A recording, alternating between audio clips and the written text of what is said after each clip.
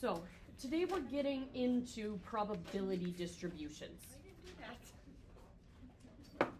So probability distributions is essentially working with probabilities are another form of information that we try to gather in order to make information about larger populations. Now, when it comes to probability distributions, there are things that are going to look a little bit different in kind of how they're set up on certain things. One of the things you have to be able to do to find a probability is recognize what a sample space is. Now, you guys talked about sample spaces last year. Do you remember what they are? Oftentimes you drew them in a big box, but they don't actually have to be a box at all. It's just a list of all possible outcomes.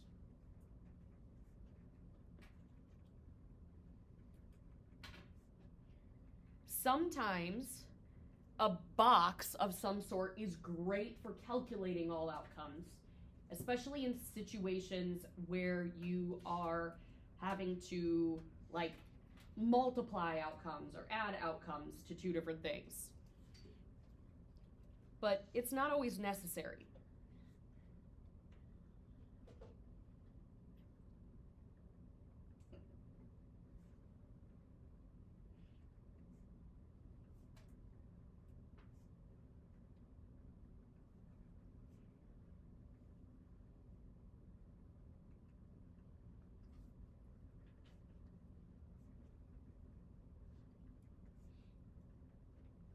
Now, sample space is really focusing in on us being able to break down and get probabilities of things. Because basic probability is working as kind of taking the things that you want and dividing it by the total number of outcomes. Total number of outcomes is the size of the sample space.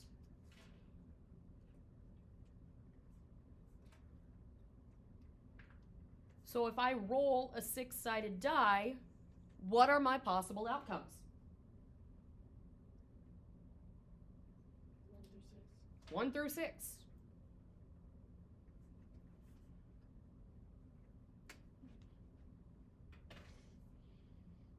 So the size of this sample space is, well, how many items are there?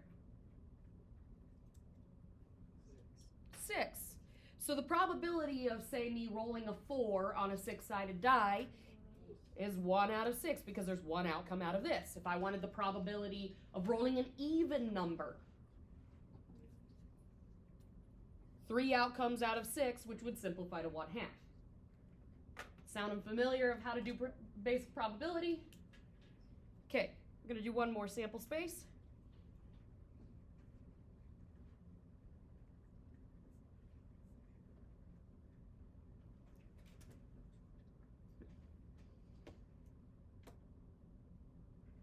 What if I want to flip 3 coins? First off, what are the possible outcomes when I flip 1 coin? Heads or tails. So if I flip 3 coins, I can get heads or tails, a lot of different options. Oftentimes when you want to list out a sample space, some sort of organization is going to help you. Oftentimes when it comes to flipping coins, I ask, well, how many heads did I get?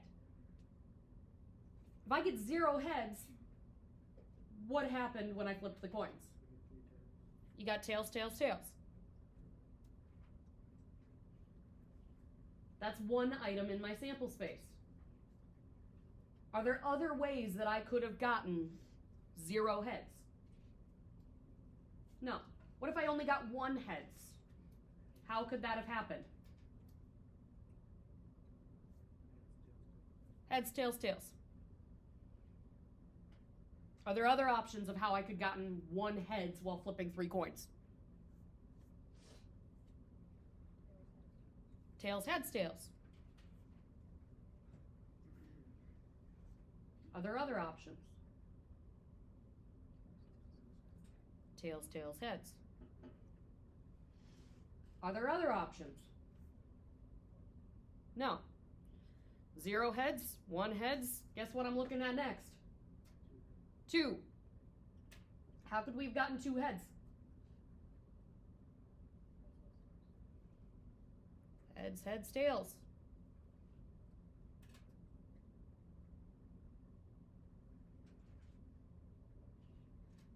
More than 2 people know the other options.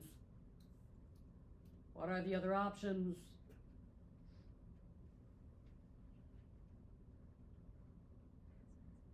Tails, heads, heads. Is there another way? Heads, tails, heads. Is there another way? No. Have I gotten all of the possible outcomes? No. What am I missing? All heads. Heads, heads, heads. What is the size of the sample space? 8. Is there a way we could have figured that out without having to write out the full sample space?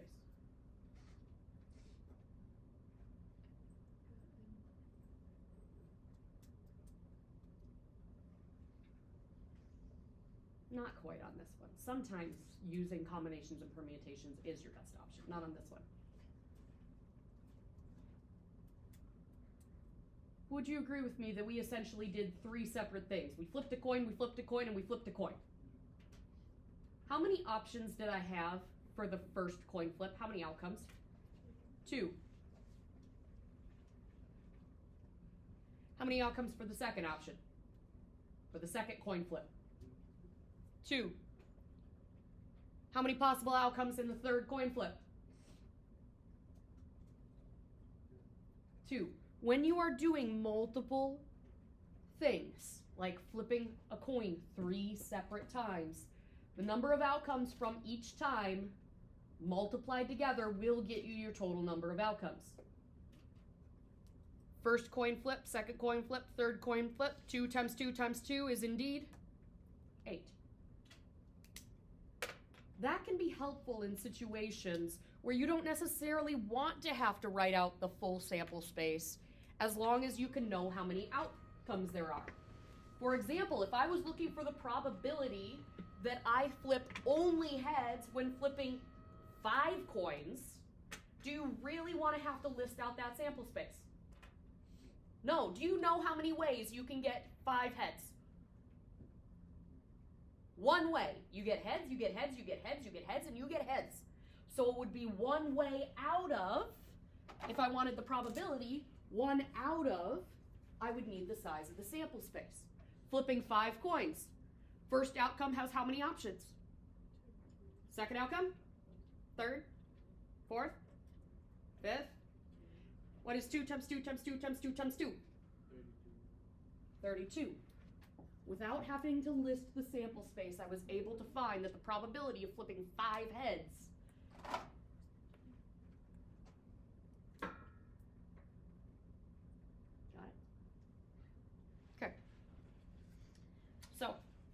Now, when we're getting into our probability distributions, we're dealing with what are known as random variables.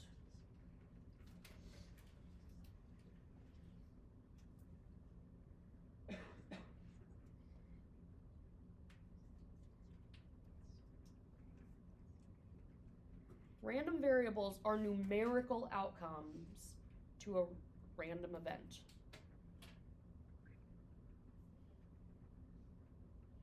For example, flipping 5 heads when flipping 5 coins. 5 heads, how many heads you flip, is the random variable. Now, random variables come in 2 formats: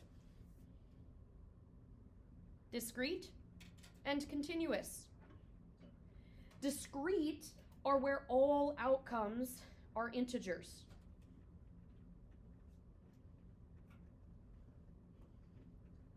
So in situations like flipping coins, the number of heads I get is always going to be a whole number. It's always going to be an integer. I can't flip 2.5 heads. Yes, we are ignoring the possibility that the coin lands on its edge. Just saying that's not a thing. The other format for random variables is continuous.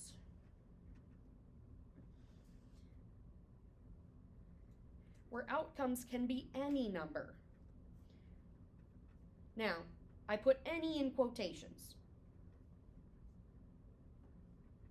And I put any in quotations because of the fact that if something can be any outcome is actually technically constrained by what you're looking at. If I was looking at the probability of measuring someone's height and getting a specific height, am I going to get negative heights? No. So is it any outcome when I'm looking at heights of people? No. But the limitation is based on being the height of the people, not based on the fact that heights have to be whole numbers. They can be decimals. So things that can have a decimal outcome are considered continuous, while things that only have integer outcomes are discrete. So, flipping coins, I already talked about that one. That one's discrete. Measuring the length that someone runs in 10 seconds. Continuous or discrete? Continuous, because I can go down into decimals. Measuring someone's age. Generally discrete. Could I technically measure your age going down to decimal points? Yes. Is anyone actually going to do that? No. So, that's one of the things that you're going to see on the homework assignment that I give you tomorrow, because I'm not actually giving you a homework assignment today. It was never the plan to give you one today.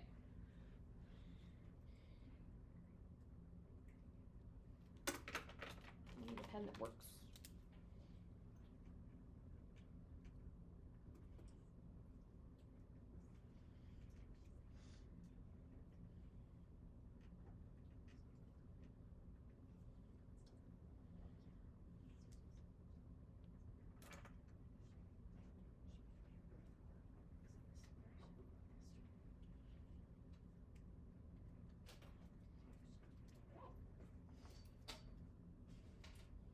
Okay, so one of the things that we do with our probability distributions is we often look at them in a relative frequency table. A relative frequency table is a table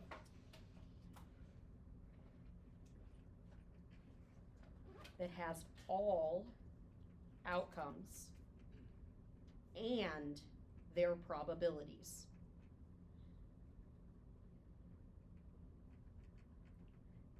Remember, we talked a little bit about relative frequency with histograms. We always wanted to calculate the percentage, or you could leave the percentage as a decimal, or you could have left it as a fraction. But the key thing is we figured out how often they happen.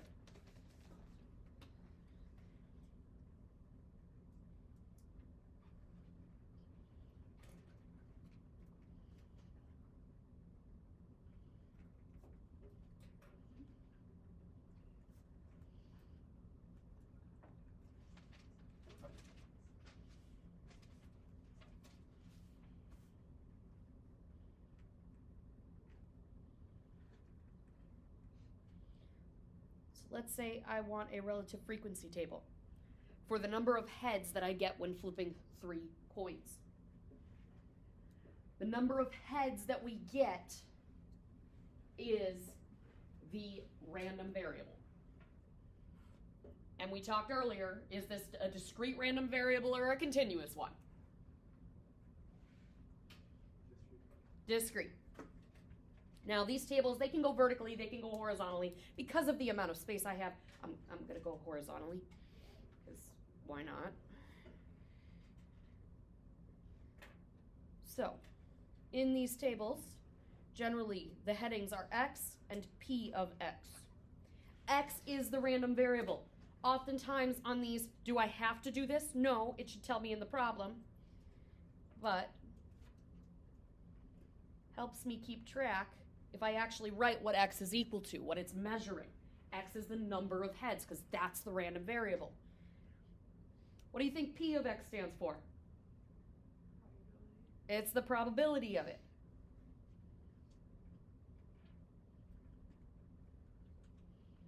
Now, in all actuality, we are creating what is known as a theoretical relative frequency table.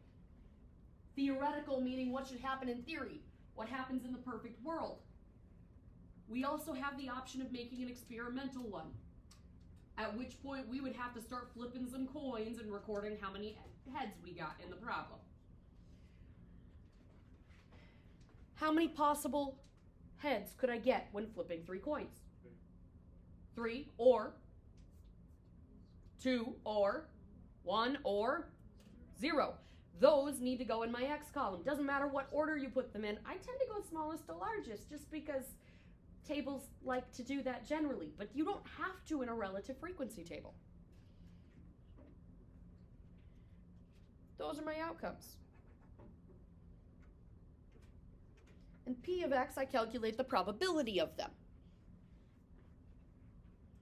Now, it's nice when you have a sample space to go off of, because then you can count how many outcomes fit what you want, and you have the size of the sample space. How many outcomes fit getting 0 heads? 1 out of 8. So if I want, I can leave this as a simplified fraction. 1/8 is a perfectly fine simplified fraction. I could, if I wanted, write it as a decimal. As a decimal, it would have been 0.125. I could, if I want, write it as a percentage. That percentage would have been 12.5%. Do I need to write all of these? No! Pick a format. Which format do you prefer? The fraction, the decimal, or the percentage? I like the fraction. It's nice and easy. Okay, how many outcomes fit getting exactly 1 heads? 3 of them. Out of 3 ace. 2 heads. 3 ace. 3 heads. 1/8. What do these probabilities add up to? 8 out of 8, aka 1. Should they add up to 1? Yes, these are probabilities. If I list all of the outcomes, it should always add up to 100%, which in decimal form or fraction form is 1. Now, I can do other things with this data too. Another common thing that they will want you to do is to graph the probability distribution.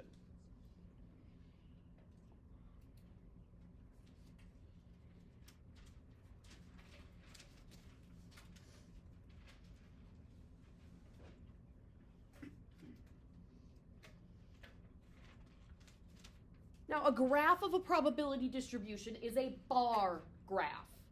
It's not a histogram. It's a bar graph.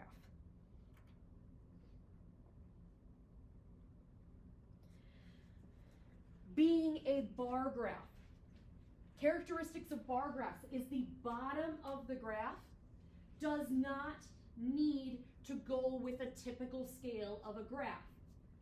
Traditionally, in a graph, the y-axis indicates where x is 0, and then you count by some consistent number. You do not need to do that with a bar graph. A bar graph, you just set up places where you're going to graph things, and you call them your outcomes. Our outcomes were 0, 1, 2, and 3.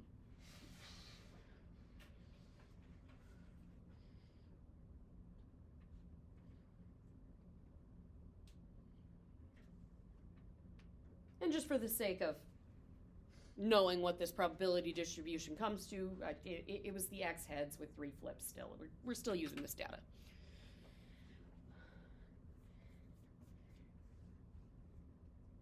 So, along the bottom is the outcomes, or in this case, X equals number of heads. Along this axis is always the probability.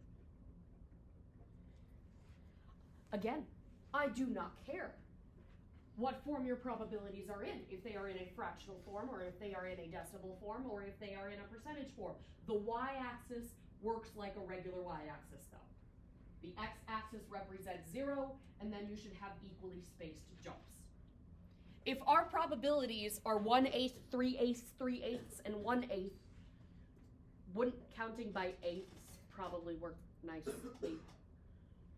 Okay, this is gonna be 1/8. Now when you count by eighths, should I write 2/8? It's a fraction.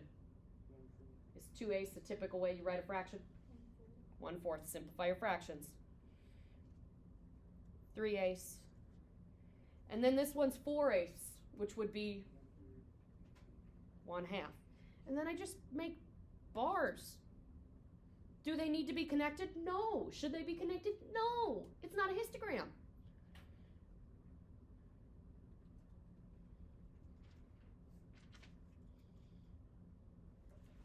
Ta-da!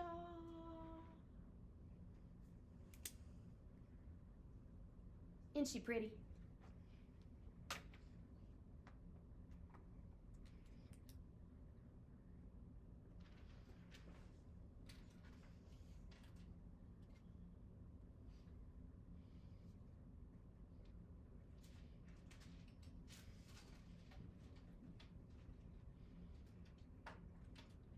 Okay.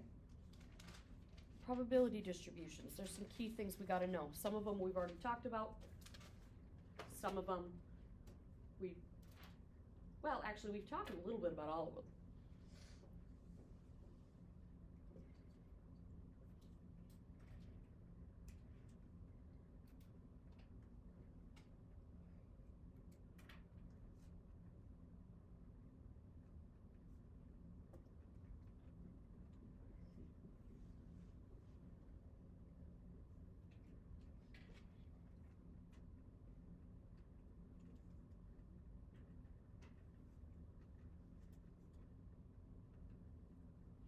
Could be theoretical, could be experimental.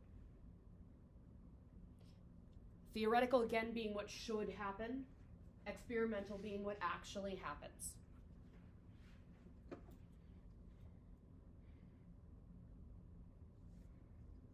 Can be discrete or continuous.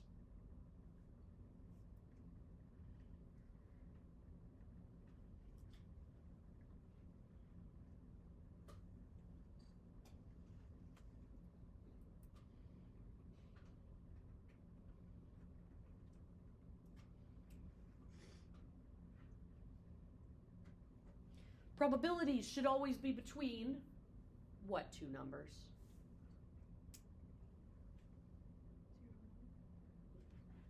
0 and 1 in decimal format, or 0%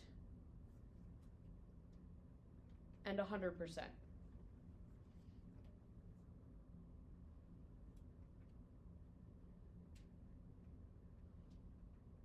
If you ever calculate a probability and you get a number smaller than 0, or you get a number bigger than 1 or bigger than 100%, you did something wrong.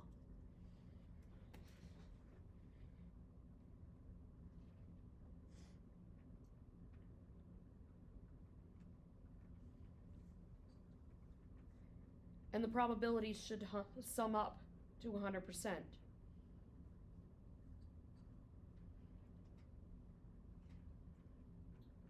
Or if it's in decimal form, that's a 1. There's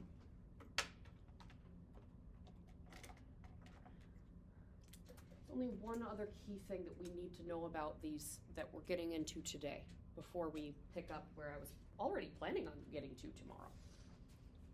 And that is something known as the law of large numbers.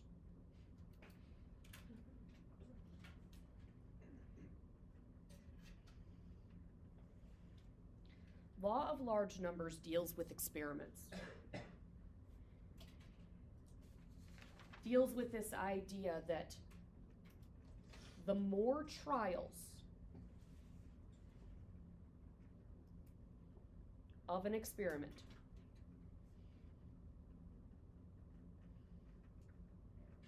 a trial is the number of times you try it. In other words, if I choose to flip 3 coins 10 times in a row, I have done 10 trials. But the more trials that you do in an experiment, the closer the experimental probability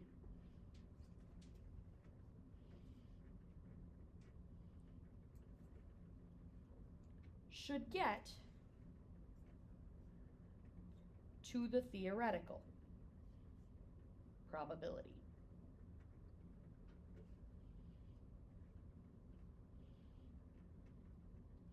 In other words, if I do 10 trials of flipping coins and I count the number of heads, and let's say I'm counting the number of times I get 3 heads, my probability is definitely not going to be 1/8 of the time that I got it. It's impossible when I do 10 trials for 1/8 of them to be getting 3 heads.